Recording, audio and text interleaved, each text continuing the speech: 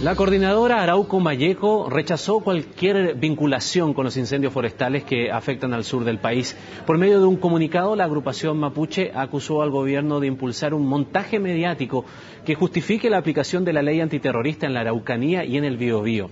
La respuesta de la CAM sale a la luz luego que el intendente de la 9ª región señalara a organizaciones indígenas como presuntas responsables de los incendios. Queremos analizar más el contexto, la historia, las reivindicaciones de la coordinadora Arauco Malleco, sus orígenes, y para eso nos acompaña el historiador e investigador del conflicto mapuche, Fernando Pairicán. Fernando, muchas gracias por estar con nosotros, bienvenido. Muchas gracias a ustedes por el espacio. A ver, ayer conversábamos, también tratábamos de contextualizar este tema y nos remontábamos incluso a los años 90, cuando el conflicto mapuche con la llegada de la democracia comienza a tener una presencia mediática, pero fue a través del Consejo de Todas las Tierras. En ese instante la coordinadora Arauco Malleco no era una organización que estuviese en el primer plano, era Aucán Wilcamán. ¿Qué pasa en ese instante y cómo se van desarrollando los hechos para que se provoque una presencia o tal vez unas reivindicaciones mucho más fuertes mediáticamente de la CAM por sobre el Consejo de Todas las Tierras? Mire, yo creo que para poder entender el surgimiento de la coordinadora Arauco Malleco y este movimiento político mapuche, tenemos que remontarnos a lo menos, yo creo, tres variables. Una, el contexto internacional de la década de los 90, el movimiento indígena, un movimiento indígena que está en ascenso. Estaba pensando en Felipe Quispe con el Tupac Katari en Bolivia, el zapatismo del año 94, el quinto centenario, que el mismo Consejo de Todas las Tierras lo llamó la resistencia, ¿cierto? La resistencia a estos 500 años, Rigoberta Menchú como Premio Nobel de la Paz, Ecuador.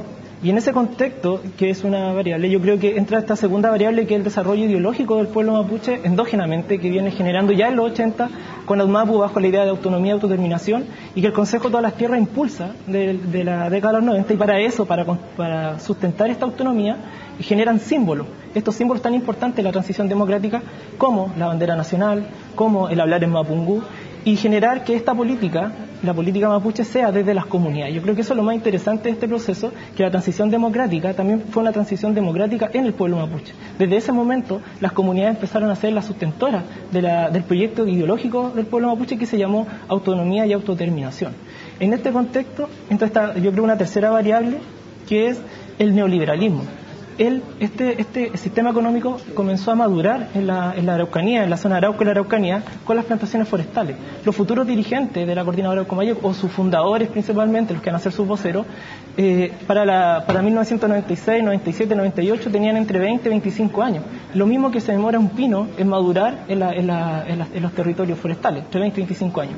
Por lo tanto, creo que también este mismo sistema va generando algunas cosas. Por ejemplo, Ralco. La construcción de Ralco creo que fue un golpe en el corazón mismo del movimiento mapuche. Quinquén, en el Alto Biobío, donde se les podía expropiar sus tierras. Entonces creo que hay varias variables que van a terminar por el año 98 por fundar a lo mejor esta coordinadora Arauco Malleco. Pero creo que mucho de esto tiene escuela en el Consejo de Todas las Tierras.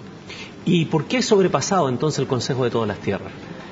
Yo creo que el Consejo, yo creo que también este otro punto, que para ver por qué es sobrepasado, es que el Acuerdo Nueva Imperial, que en cierta medida iba a fundar lo que es la ley indígena, gobierno de Patricio Aylwin. De Patricio Aylwin, fue cercenado en dos puntos. Uno, el no reconocimiento constitucional de los pueblos indígenas, y en segundo lugar, la no ratificación del convenio 169 de la OIT, que recién se vino a ratificar después de la muerte de Matías Catrileo en el año 2008 por Michelle Bachelet, pero la reforma constitucional, que reconocía como pueblo, es decir, como un pueblo distinto al pueblo chileno, hasta el día de hoy jamás ha sido aceptado. Entonces yo creo que la ley indígena fue una linda promesa y pudo haber sido una forma interesante para poder resolver las demandas del pueblo mapuche desde la institucionalidad, pero claramente no logró visionar, o la clase política, sobre todo la derecha en ese tiempo, no logró visionar esto a largo plazo.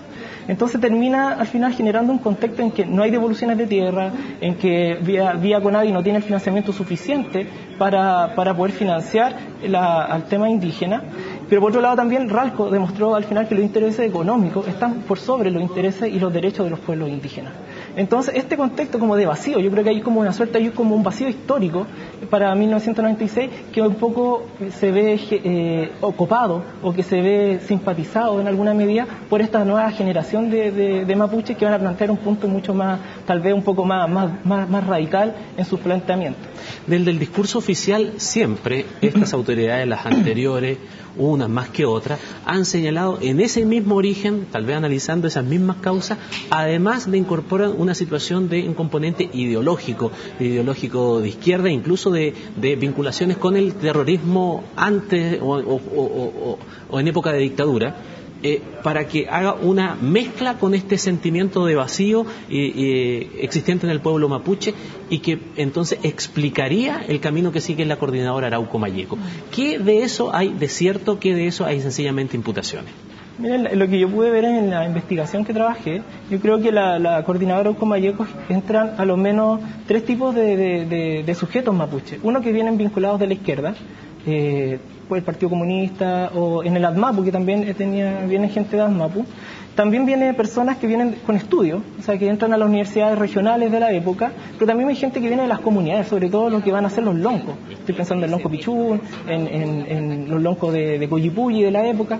Por lo tanto, no es tan viable, yo creo, hablar de una continuación. Yo creo que hay un cambio. Yo creo que al final lo que sembró, y eso es lo que un poco estoy trabajando ahora, la siembra ideológica que generó el Consejo de Todas las Tierras, terminó con la coordinadora Arauco Malleco en cuajar en una nueva forma de hacer política, en la cual hay un proyecto ideológico que se plantea la autodeterminación, que es parte de Latinoamérica. Por lo menos hay 6 países que tienen ratificado algún tipo de autonomía y autodeterminación en el continente. Solo Chile, yo creo que está detrás del avance de esta historia.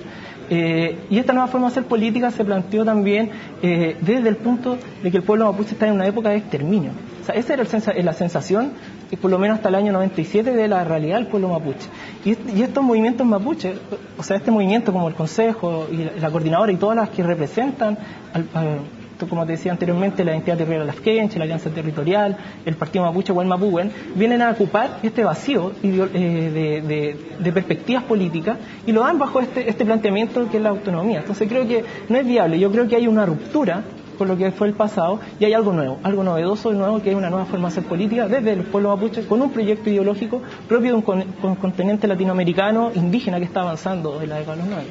Y ese proyecto ideológico que habla de autonomía, ¿cómo se lee desde el interior de esta organización cuando el discurso oficial trata, por lo menos públicamente, de señalar que hay que incorporar al pueblo mapuche a la identidad nacional como parte de una riqueza multicultural, o desde el punto de vista de una diferenciación? Cuando se habla esto, tal vez, y se lleva a la frase más característica, que es decir, desde el punto de vista del Estado chileno, es imposible entonces conversar porque es imposible que haya un Estado dentro de otro Estado.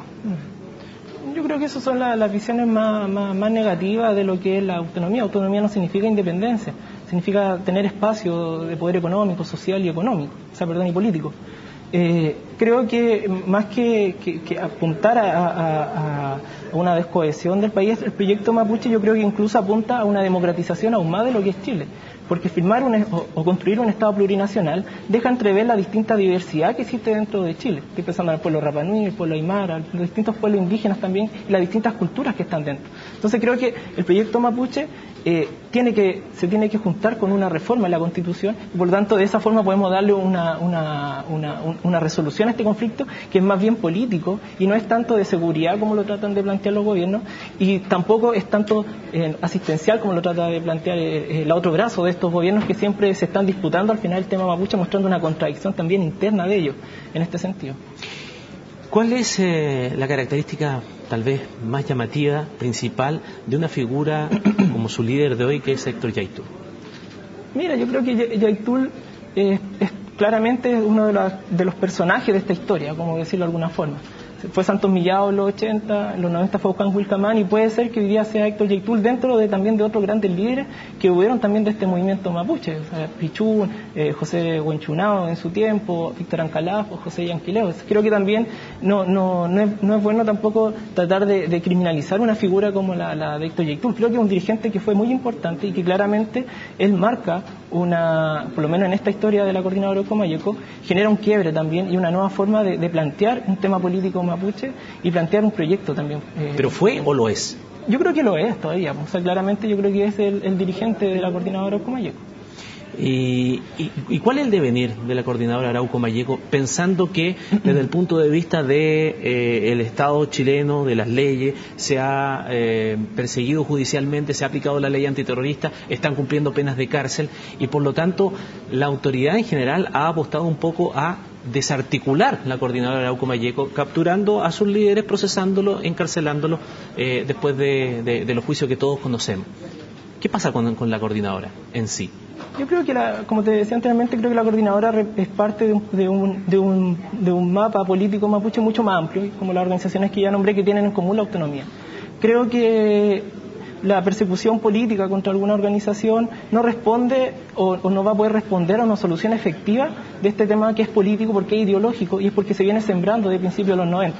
Creo que la conclusión de este gran movimiento mapuche al final que uno puede diagnosticar es que desde el año 99, no sé, han aparecido libros de poetas mapuche, varios, libros de historiadores mapuche, como el Escucha Huinca el año 2006, primer libro, como ellos lo llaman, de la nación mapuche, muralistas mapuches que pintan en distintos lugares este proceso, y eso me parece a mí que es mucho más interesante y eso te demuestra al final de que pueden a lo mejor terminar o desarticular una organización, pero las ideas políticas van a perdurar en esa perspectiva porque al final es un tema ideológico y este movimiento mapuche, como lo mostró también incluso el Peña Ancalao en el tema con FEMAE, tiene distintas formas de demostrarse. Y esto claramente yo creo que a futuro va a terminar con la autonomía y con la bandera mapuche que creó el Consejo de todas las Tierras el año 92 puesta en el territorio indígena. Solo para terminar, ¿cree desde la perspectiva, conociendo cómo se han ido desarrollando los hechos desde los 90 hasta esta fecha, que en general la clase política, la clase gobernante, y no solamente hablo de este gobierno sino los anteriores, tienen o poseen un desconocimiento muy grande de lo que sucede efectivamente en el sentimiento mapuche y que las políticas destinadas a enfrentar la situación de conflicto son meramente asistenciales? Yo creo que hay un desconocimiento. Si uno mira la historia de los 90, hay que recordar que el 12 de octubre antes se llamaba el Día de la Hispanidad.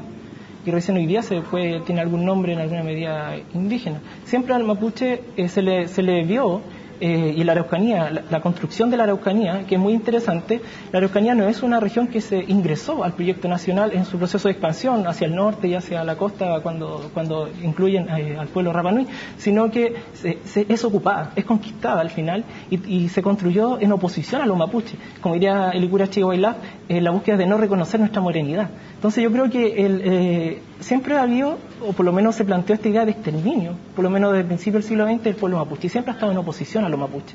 Por lo tanto, creo que reconociendo a lo mejor esa morenidad, a lo mejor que somos mucho más mestizos, tal vez que blanco y descendiente del colono italiano que arribó a la Araucanía o del español, podríamos construir tal vez una región mucho más multicolor, como lo tratan de plantear, entendiendo también que hay un avance político, histórico e ideológico del pueblo mapuche que ya es imposible retornarlo a lo que fue la década de los 80. Creo que ese vacío histórico hoy día está siendo ocupado por estos nuevos planteamientos y en esta nueva amalgama de estudiantes, de investigadores y también de militantes del pueblo mapuche que están hoy día movilizándose, ¿cierto?, en distintos puntos del territorio ancestral.